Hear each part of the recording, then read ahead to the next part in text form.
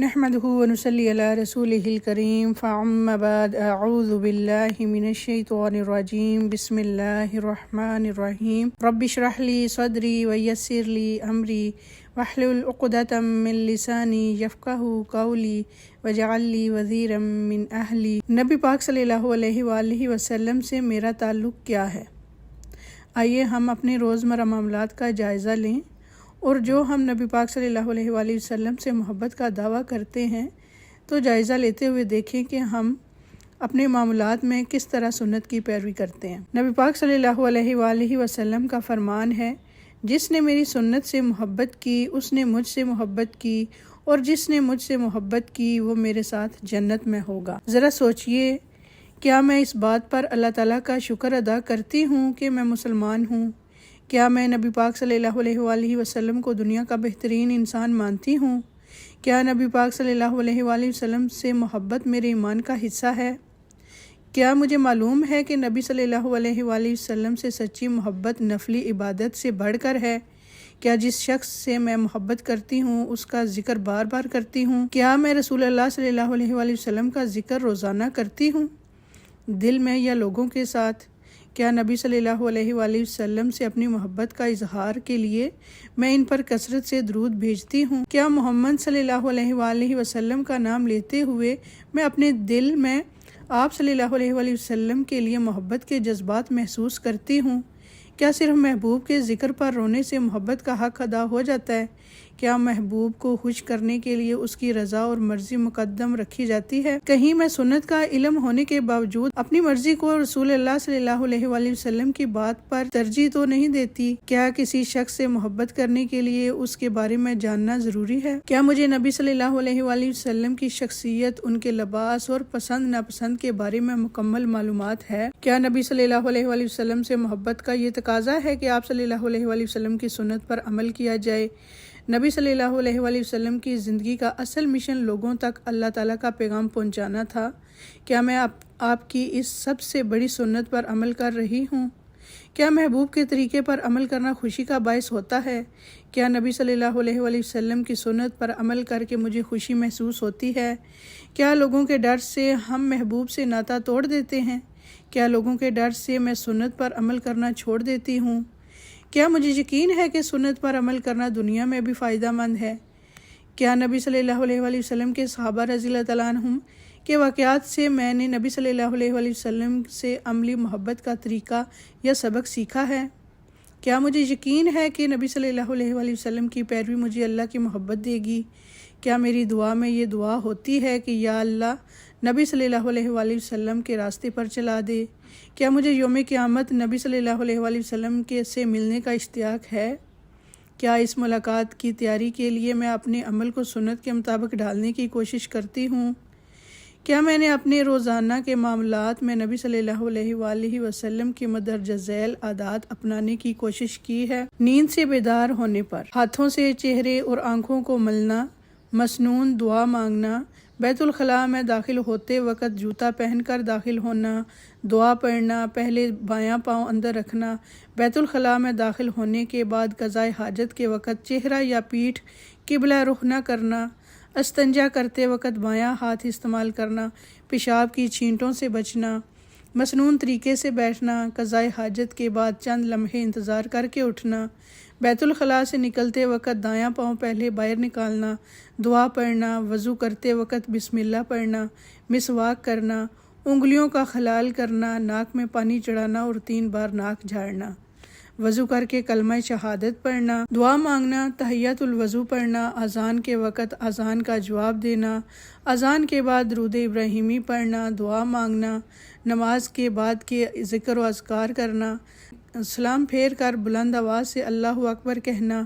3 بار دھیمی آواز میں استغفر اللہ کہنا، تسبیح کرنا، آیت الکرسی پڑھنا، صبح شام کی دعائیں پڑھنا، فجر کے بعد تلاوت قرآن کرنا، اشراق کے نوافل پڑھنا، دعا مانگتے وقت ہاتھ اوپر اٹھانا، شروع اور آخر میں حمد و ثنا کرنا، شروع اور آخر میں درود شریف پڑھنا،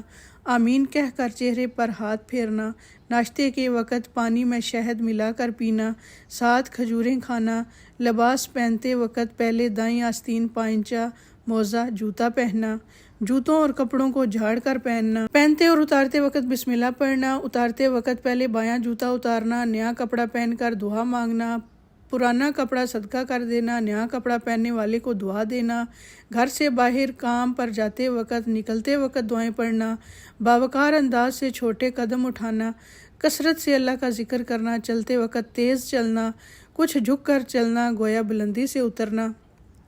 اونچائی پر چڑھتے ہوئے اللہ اکبر کہنا، نیچے اترتے ہوئے سبحان اللہ کہنا، بازار میں داخل ہوتے وقت نقصان سے بچنے کی دعا پڑھنا، چوتھا کلمہ پڑھنا، گھر میں داخل ہوتے وقت مسنون دعا پڑھنا، گھر والوں کو سلام کرنا، خالی گھر میں بھی سلام کرنا، کھانا کھاتے وقت ہاتھ دھونا، مسنون حالت میں بیٹھنا، کھانے میں عیب نہ نکالنا،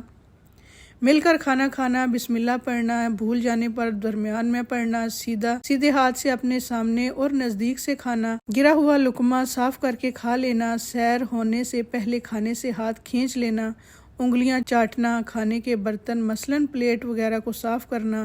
ہاتھ دھو کر کلی کرنا، دعا پڑھنا، کھانا کھلانے والے کو دعا دینا، پیتے وقت بسم اللہ پڑھ کر پینا، 3 سانس میں پانی پینا،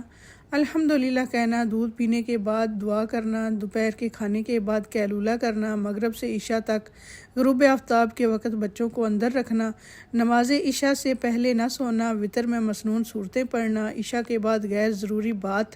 چیت نہ کرنا، سوتے وقت وضو کر کے سونا، جلدی اٹھنا، بستر لیٹنے سے پہلے جھاڑ لینا، 3 کل پڑھ کر ہاتھوں پر دم کر کے سر و جسم پر پھیرنا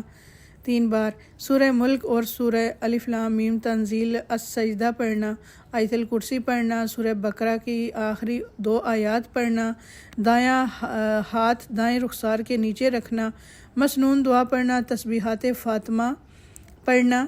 سونے کے بعد جب بھی آنکھ کھلے دعا مانگنا، برے خواب پر بائیں طرف تھتکارنا، دعا پڑھنا، کروٹ بدل لینا اور کسی سے تذکرہ نہ کرنا، اچھے خواب پر شکر ادا کرنا، تہجد پڑھنا اور تہجد کی دعا پڑھنا، مختلف سنتیں، فرض نمازیں اول وقت میں پڑھنا، فجر کی سنتوں کے بعد دائیں کروٹ لیٹنا اور 3 بار مسنون دعا مانگنا، ناخن تراشنا، زائد بال 15 دن میں صاف کرنا، چھینکنے کے بعد الحمدللہ کہنا، چھینکنے کی دعائیں اور جوابات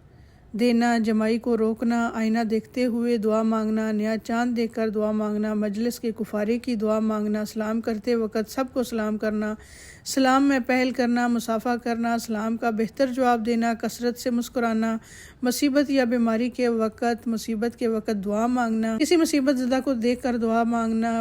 بیمار پر ہاتھ پھیر کر دعا مانگنا، تکلیف اور بیماری میں موضوعتین پڑھ کر دم کرنا، درد یا تکلیف کے جگہ پر ہاتھ رکھ کر 7 مرتبہ دعا پڑھنا، بیماری میں 40 مرتبہ آیت کریمہ پڑھنا، اہم موقع پر کوئی فیصلہ کرنے کے موقع پر نماز استخارہ پڑھنا، مشکل حالات میں نماز حاجت پڑھنا، لوگوں سے معاملات کے دوران سب سے زیادہ مسکرانا، سلام میں پہل کرنا اور مصافحہ کرنا، نرمی سے بات کرنا، بدگوئی سے پرہیز کرنا، مبالغہ آرائی سے گریز کرنا، عاجزی و فروتنی کا معاملہ رکھنا، عفو و درگزر سے کام لینا، لوگوں کی اظہار ثانیوں پر صبر کرنا، جو اپنے لیے پسند ہو وہی دوسروں کے لیے پسند کرنا، شور و شغب سے پرہیز کرنا، غصہ میں خود کو کنٹرول کرنا، مہمان نوازی کرنا، ہر ایک کے لیے خیرخواہی کرنا،